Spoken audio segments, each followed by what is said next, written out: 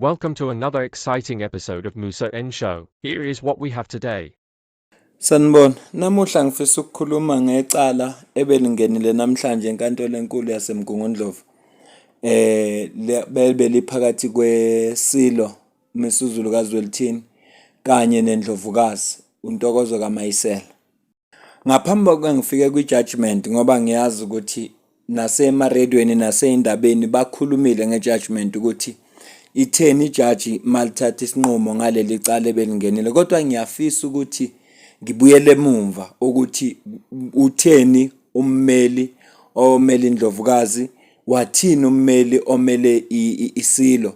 Emveni kwalapho isiphi isizathu esenza ukuthi ijaji lithathe lesinqumo elisithathile. Ngicabanga ukuthi ngifuna ukubuyela kanjalo emumva enzela ukuthi umuntu obengazi ukuthi kukhulunywa ngani, ngisho ngoba ngeviki kulamaviki adlule noma yakulamaviki amabili adlule kubikwa indaba ukuthi iSilo sifile i-divorce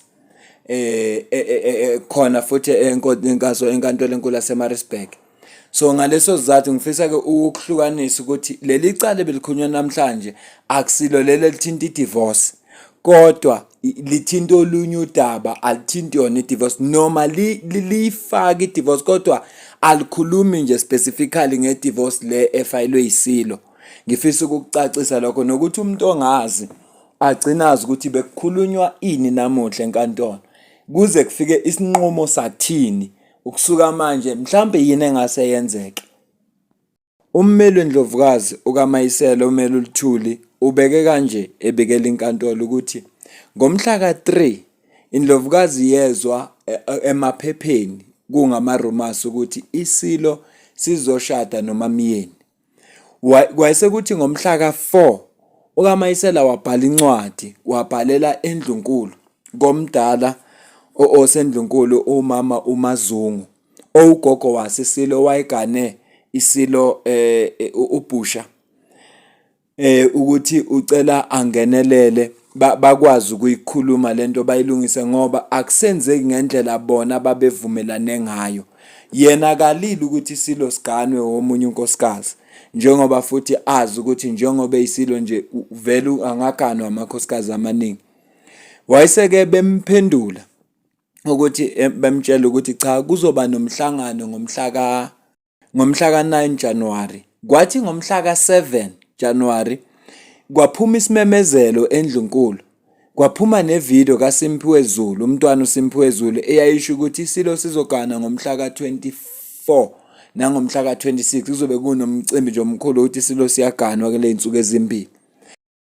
Wayesethola ucingo oluvela eNdlunkulu kwathiwa cha lo mhlangano obuzoba khona usuhlehliselwe uFebruary noma idate ingakaziwa.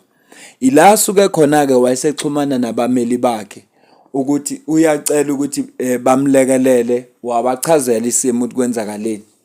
Abameli ke basesebethatha lolu daba balisa enkantolo. Isizathu esenza ukuthi baluse enkantolo lolu daba akusingoba bephikisana nokugana kwenkosi, kodwa bathi okaMayisela kanye neSilo ngomhla ka-6 May 2021 bahamba baye eHome Affairs bafike bashada phansi komshado okuthiwa i-civil union. I-civil union ifaka abantu ababili kuphela, akekho wesithathu ofuneka angene nonelungelo lokungena.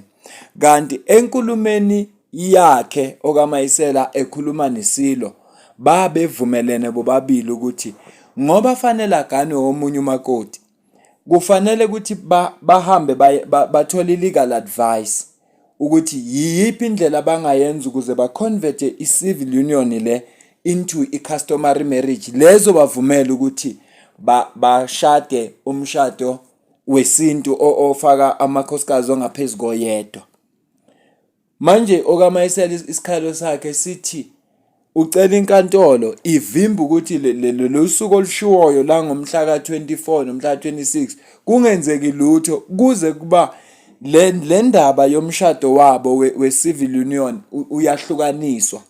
Bathi-ke mabili ama-option ababenawo ukuthi bahlukanise umshado wabo okuyi-divorce bese bephinde beshada futhi sebeshada phansi kwe-customary marriage, or bakwazi ukuconverta uma kwenzeka. Usho ukuthi mabefunile ukululekwa bazofike bafune ukwazi ukuthi singakwazi nokuconverta le civil union into i-customary. If akwenzeki ngcono bazodivorsa bese baphinde benze incwadi kabusha yomshado ezobe seyi-customary marriage, la izobe seyivuma khona ukuthi akaganwe-ke manje isilo omunye unkosikazi. Ngakho-ke icala libe kuyi-urgent matter ngoba befuna ukuthi inkantolo ingenelele, ngoba uma ngase kuthiwa liyaqhubeka lo mshado okuthiwa uzoba khona, lento izo-affecta ama-assets wabo nama-joint estate, futhi abafuni ukuthi isilo senze into ewukuphula umthetho ngoba umshado wabo lo abawushadile yena nesilo awumvumeli ukuthi kube khona umuntu wesithathu. Kodwa umbuzo obuzwe ijaji liwubuze futhi igabazani izikhathi zaningi libuza ummeli ubaba uLuthuli ukuthi isiphi isigaba sokugcina uma kushada? Wathi uLuthuli cha, isigaba sokugcina umgcaco. Lithi ijaji cha, akusiso kanti isigaba sokugcina sokuthi baye home affairs la kufuna kurejistwe khona umshado ngokusemthethweni bese kuphuma incwadi. Ngoba noma ungashada kodwa uma ungawurejistile umshado wakho ngokomthetho ufana nomuntu ongashadile.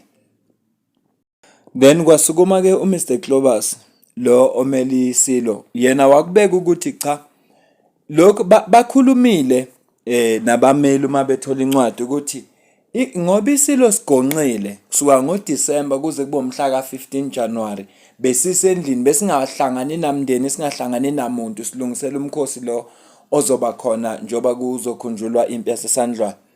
Ngakho njoba isilo sigonqile bacela ukuthi lolu daba likhulunywe lize lingaye enkantolo. Kwathola ukuthi-ke abavumelana abameli bona bodwa, kodwa afike wakucacisa ubaba lo uClobus lo ukuthi isilo siyakuphika sithi akukho mshado ozoba khona ngomhla ka-24 nomhla ka-26, futhi lolu daba lola kulona udaba oluphuthuma kangaka ukuthi kungaze icourt ikhiphe order ukuthi akume yonke into ngoba akukho mshado ozoba khona. Lithe noma ijaji libuza ukuthi abukho ubudlelwano obukhona na phakathi kwendlovukazi uMamiyeni nesilo, lase ethi ummeli cha, ecaleni elikhona enkantolo akukho la kufaka khona uMamiyeni ngoba isilo sithi akukho mshado. Kodwa-ke uma kungase kuphunywe kule nto okukhulunywa ngayo enkantolo, yebo ubudlelwano khona, kodwa ubudlelwano abuwuphuli umthetho abawushadile indlovukazi kaMayisela kanye nesilo uMisuZulu kaZwelithini. Okunye futhi okuvezwe ijaji ukuthi ukaMayisela encwadini yakhe uyakuveza ukuthi isilo ngathi asisenzi ngendlela ababevumelene ngayo yokuthi bazoconvert umshado, kodwa manje ngathi usefile idivorce yokwehlukana, hayi le ababevumelane ngayo ukuthi bazodivorsa le civil union bese beshada i-customary marriage. Ummeli-ke wathi cha, lokho kuzokhulunywa mase ngoba vele icala le-divorce lisazokhulunywa, lokho kuyobe sekukhulunywa kwicala le-divorce. Then kwi-judgment-ke ethathwe ijaji lithe ummeli kokaMayisela uhlulekile ukuveza ukuthi iwona muphi umthetho ozophuka nozovaletheka uma ngabe kuba khona umshado loyo nge-24 nange-26. Uhlulekile ukuveza lokho ukuthi imuphi umthetho ozophuka. Okwesibili wakuveza ukuthi okaMayisela encwadini yakhe ukukhona lathi khona she gave consent ukuthi uyavuma yena ukuthi isilo singawathatha amanye amakhosikazi. Ngaleso sizathu-ke esiceleni sabe bebesifaka enkantolo, inkantolo yaphikisana naso. Inkantolo ethi-ke asiphuthume isicelo sabo futhi ayibanikezi nale judgment nale ruling abebeyifuna bona ukuthi kuvinjwe isilo ukuthi singenzi lutho oluphathelene nomshado kusuka nge-24 ukuya kwi-26. Ngakho-ke kufuneka bakhokhele iy'ndleko zenkantolo. Ilolo daba-ke olusenkona enkantolo manje. Esesikulindeleke ukuqhubeka kwe-case ye-divorce engingakezwa ukuthi izoqhubeka ngolesingaki, kuzobe kuyingaki. Ilokho okusele esifune sozwa ngakho ukuthi kuzophetha ngokuthini. Kodwa nje enkulumeni yonke le ebikhulunywa enkantolo ukaMayisela akalile yena ukuthi iSilo sithathwe omunye unkosikazi noma amanye amakhosikazi, kodwa akasaboni kwenziwa ngendlela ababevumelane ngayo, ngoba isivumelwano sasithi kufanele baconvert kuqala lo mshado wabo we-civil union ube yi-customary bese-ke eshada-ke. Yingakho nje ezefaka lesicelo senkantolo, ngoba ubona yena kungasalandelwanga leso sivumelano sabo sasithi kufanele bathole legal advice. Uma umthetho uvuma convert, uma umthetho ungavumi badivorce ephepheni bese baphinde babhala kabusha benza umshado lo ozobe yi-customary. Ilokho nje kumkhathaza. Nokunye futhi ubona sengathi udaba lwabo ngendlela iSilo esifayile ngalo, udaba lwabo akusesilo udaba njengoba bebelikhulumile ukuthi bazohlukanisa umshado lo bese bashada kabusha, kodwa sengathi indaba yabo sekuyindaba engeke isalungiseka. Ilokho nje abefisa ukucaciseleka kukho, kodwa-ke lokho kuyokhulunywa-ke uma sekukhulunywa enkantolo. Inejaji lishilo lathi cha, uma sekufayelwe for i-divorce, njengoba i-case ye-divorce mayisingenile, naye uzopresent i-case yakhe, anikwe ithuba lokuthi akhulume, bese kuyaboniswana. Ilapho-ke kuyobe sekuphuma khona isinqumo esobe sifanele. Ngiyacela ukuze ukuphawula kakho ukuthi wena ubona kanjani kulolu daba, la comment section, ulike le video, subscribe kule channel, uyishare nabanye. Ngiyabonga kakhulu.